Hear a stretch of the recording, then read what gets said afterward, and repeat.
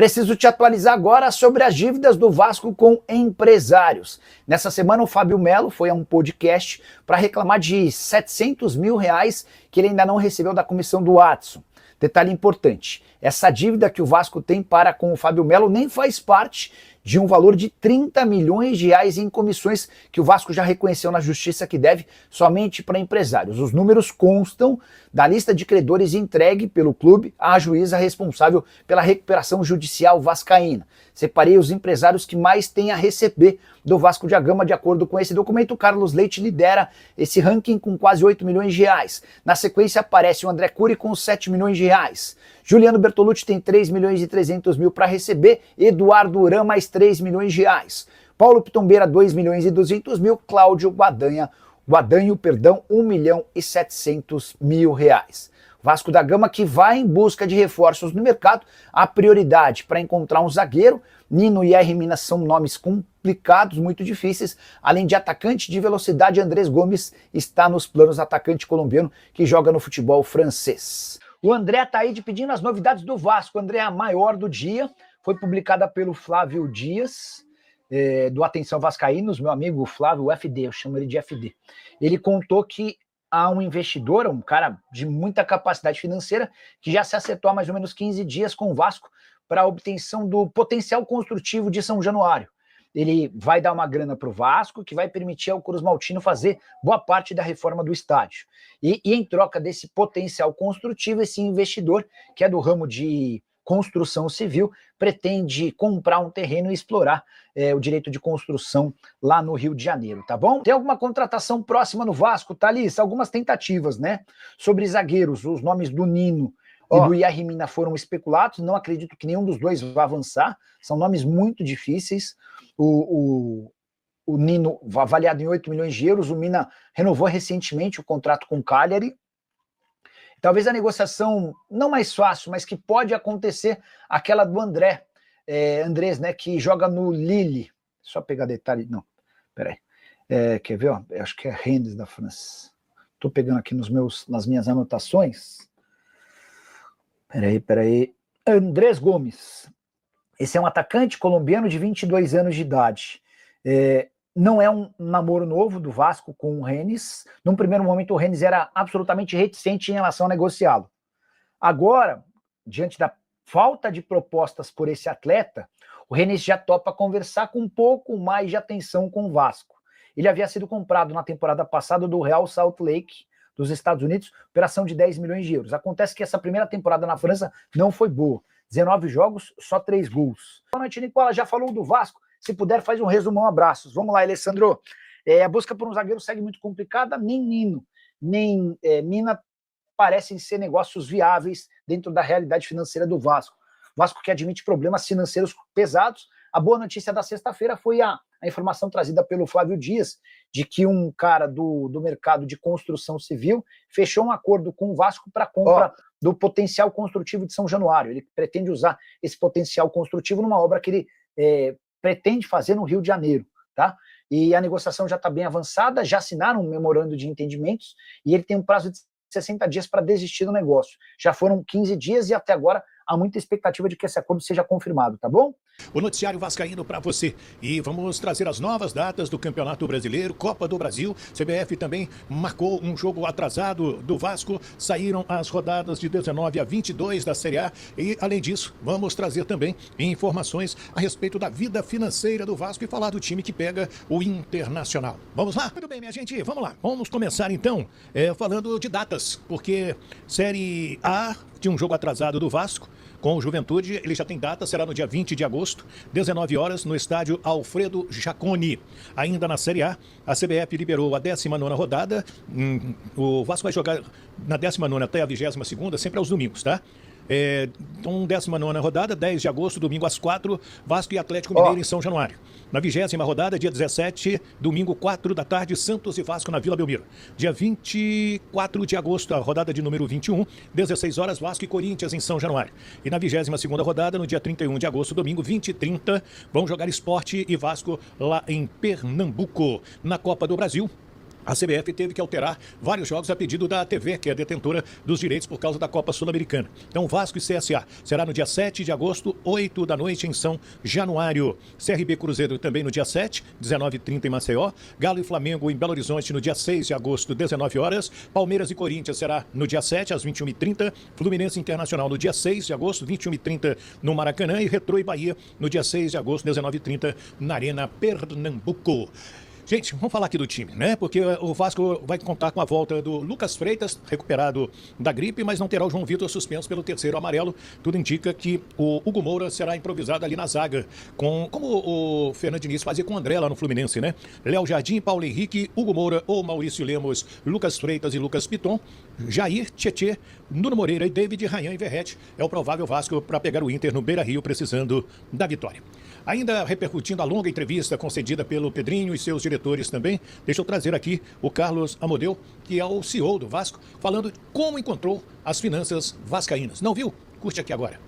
Quando eu fui convidado pelo presidente a assumir essa função de CEO com o objetivo de conduzir um projeto de reestruturação e de gestão corporativa da SAF, né, especificamente no que se refere à sua estrutura administrativa, estrutura financeira, estrutura comercial, de marketing, assim por diante, eu tinha clareza da complexidade da situação econômico-financeira do Vasco naquele momento, embora não tivesse um grau de detalhamento sobre essa gravidade da situação. Então, em julho do ano passado, quando a gente inicia esse processo, nós contratamos um trabalho junto a Álvares Marçal, que é uma das firmas mais renomadas de consultoria em reestruturação empresarial, para que ela fizesse um diagnóstico da situação econômico-financeira da SAF, até porque, durante o período da gestão da 777, o CRVG não recebia as informações com o grau de detalhamento necessário para fazer uma avaliação adequada das finanças da SAF. Naquele momento, a Álvares Marçal, então, apresenta um estudo para a gente, onde indica, primeiro, que o ano de 2024 previa um saldo negativo de caixa de aproximadamente 120 milhões de reais da SAF. Então, nós estamos falando de agosto a dezembro, 120 milhões de reais de saldo negativo de caixa.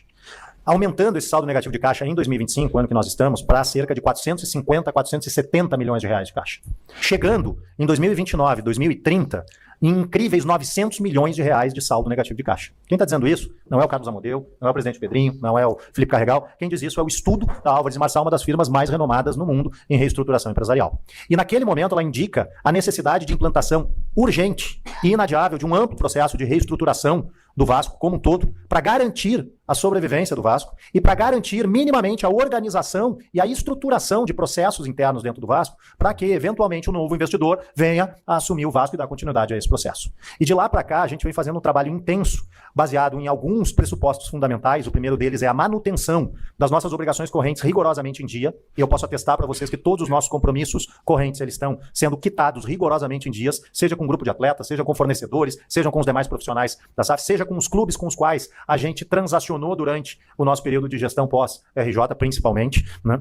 E com base nisso, nós estamos trabalhando intensamente para dar um equilíbrio econômico-financeiro, enquanto nós estamos negociando, junto ao pool de credores do Vasco, a aprovação do plano de recuperação judicial, onde a gente vai, então, com a homologação do plano de recuperação judicial, ter a organização adequada do nosso fluxo de pagamento de todas as nossas dívidas pré-existentes e que, possivelmente, o novo investidor vá ter condições mais adequadas de ter a compreensão, o entendimento e a responsabilidade de honrar todos esses compromissos. Com relação ao jogo, que o presidente comentou, os dois jogos, que foram os mandos de campo vendidos em 2024 para 2025, também é importante dizer que quando nós chegamos em 2024 já existiam dois mandos de campo que já haviam sido vendidos, né, para 2024. Um desses mandos de campo, inclusive nós procuramos alterar esse jogo para que nós não fizéssemos um clássico contra o Fluminense em Cariacica devido a uma questão de segurança indicado por todos os órgãos públicos de segurança, tanto do Estado do Rio de Janeiro quanto do Estado do Espírito Santo. Então transferimos esse jogo para o Campeonato Carioca de 2025. Né, então nós já tínhamos naquele momento também dois mandos de campo vendidos pela gestão anterior e tivemos sim a necessidade de, dentre uma série de outras medidas que nós tomamos para garantir a sustentabilidade financeira do clube mês a mês durante o ano de 2024, tivemos sim a necessidade de realizar a venda desses dois mandos de campo, recebendo os recursos à vista naquela ocasião, né, para que nós pudéssemos manter o nosso compromisso rigorosamente em dia.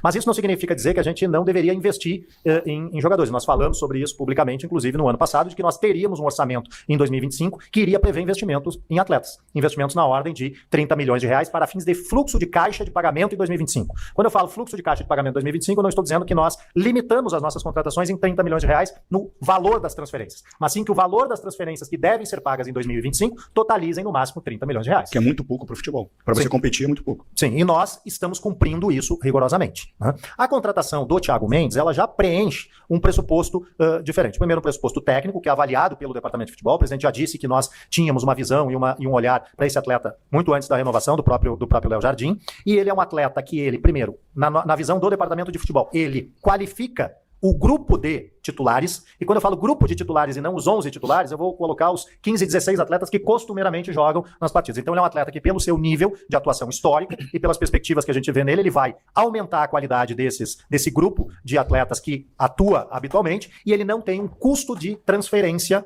de pagamento de transferência para o terceiro clube. E isso faz com que a gente, então, não tenha um desencaixe maior de investimentos, tenha, assim, um custo maior de folha de pagamentos. Né? Então, ele preenche um determinado requisito que vai ao encontro da pergunta da jornalista da Bandeirantes, que eu, desculpe, não me recordo o nome, né, que ela pergunta sobre as nossas contratações. Então, nós estamos trabalhando com um perfil de contratações onde nós, de fato, não temos para esta janela uma capacidade de investimento de atletas de alto valor econômico. Não existe essa capacidade. Nunca foi permitido isso.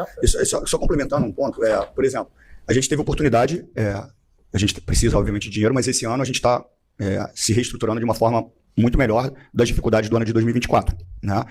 Mas um exemplo para vocês. A gente teve uma proposta de vender o jogo do Corinthians, acho que Corinthians, por 4 milhões de reais, limpo. E eu não aceitei. Não aceitei, respeitando o compliance, respeitando, obviamente, um pedido do executivo. Cabe não aceitar financeiramente? Cabe. A gente consegue, hoje, criar alguns movimentos que a gente pode abrir mão desses 4 milhões nesse jogo. Então, a gente joga em São Januário. Se você me perguntar, poxa, Pedrinho, se você tivesse com 25 pontos, de repente eu venderia. Porque a gente tem muitos vascaínos fora do Rio de Janeiro que também tem o desejo de ver o time do Vasco. E um outro ponto é o seguinte, eu sei que é muito ruim para o torcedor ouvir as coisas que eu estou falando. E para mim, também. Para eu falar tudo que eu falo, é muito ruim. Porque eu, como vascaíno, queria estar falando aqui de diversas contratações. É tentador? É tentador, pô. Pô, queria contratar, queria. Mas não é o meu perfil conseguir ter uma atitude e não honrar com elas. Que é diferente de um comentário que eu fazia na televisão e não colocar em prática como presidente.